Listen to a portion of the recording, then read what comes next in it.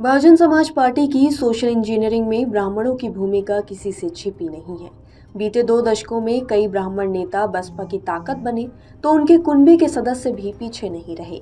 ब्रजेश पाठक, सतीश चंद्र मिश्रा, विनय शंकर तिवारी, रामवीर उपाध्याय, राकेश तिवारी के साथ उनके कुनबे के सदस्यों को भी बसपा ने राजनीति में स्थापित किया, लेकिन सतीश मिश्रा के अलावा बाकियों ने धीरे धीरे साथ छोड़ दिया।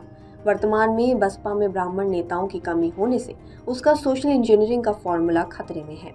इसके अलावा दद्दन मिश्रा, राजेश त्रिपाठी, शिव प्रताप मिश्रा, रामू द्विवेदी जैसे तमाम ब्राह्मण नेता भी बसपा से दूर होते गए। ब्रजेश पाठक के करीबी परिजन अरविंद त्रिपाठी उर्फ गुड्डू त्रिपाठी बसपा के एमएलसी बने थे। विनय शंकर तिवारी के कई परिजन भी बसपा सरकार में अहम पदों पर रहने के साथ विधायक बने। रामवीर उपाध्याय की पत्नी और भाई भी बसपा में शामिल होकर राजनीति में पदार्पण किया था। राकेश तिवारी के बेटे और भाई भी बसपा में रह चुके हैं।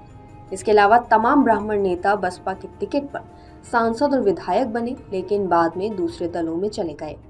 बसपा अध्यक्ष मायावती ने ब्राह्मणों से पार्टी के साथ मजबूती से जुड़ने की अपील की है और उन्हें चुनाव और सरकार बनने का पूरा सम्मान देने का आश्वासन भी दिया है। शुक्रवार को जारी अपने बयान में उन्होंने कहा, ब्राह्मण समाज और अन्य सभी समाज के लोग जो पार्टी से निकाले गए हैं, वे अपने निजी स्वार्थ में दूसरी पार्टियों में चले गए और अपने गलत कारनामों के बाद बचने के लिए सत्ताधारी दल में शामिल हो गए। उनका पार्टी के प्रति समर्पण भाव लोगों की निगाह में भी सशंकित व निराशाजनक रहा है। बसपा सरकार में ऐसे भी लोगों ने अपने निजी व पारिवारिक स्वार्थ के लिए पार्टी का फायदा उठाया और अपने समाज और पार्टी के हित में निष्क्रिय व उदासीन रहे। अपने समाज को भी बसपा ने नहीं जोड़ा। इससे पिछले कई लोकसभा और विधानसभा चुनाव में पार्टी को नुकसान उठाना पड़ा। ईमानदार और निष्ठावान लोगों द्वारा नए लोगों, खासकर युवाओं को पार्टी की नर्सरी में तैयार किया जाता रहा है। ये सभी संघर्ष के दौर में काम आएंगे। ब्राह्मण समाज पार्टी से जुड़ा रहे, उन्हें हर चुनाव में उम्मीदवार बनाने तथा सरकार बनने पर 2007 की तरह ही उनको व अन्य सभी समाज को भी पूरा मान सम्मान दिया जाता रहेगा। बसपा को जमीनी स्तर पर तैयार करने में अब दलित समाज को ही अहम भूमिका निभानी है।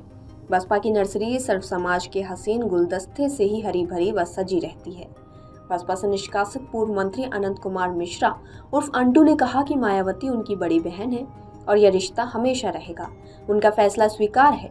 हालांकि मैंने ऐसा कोई कार्य नहीं किया जो अनुशासनहीनता के दायरे में आता हो।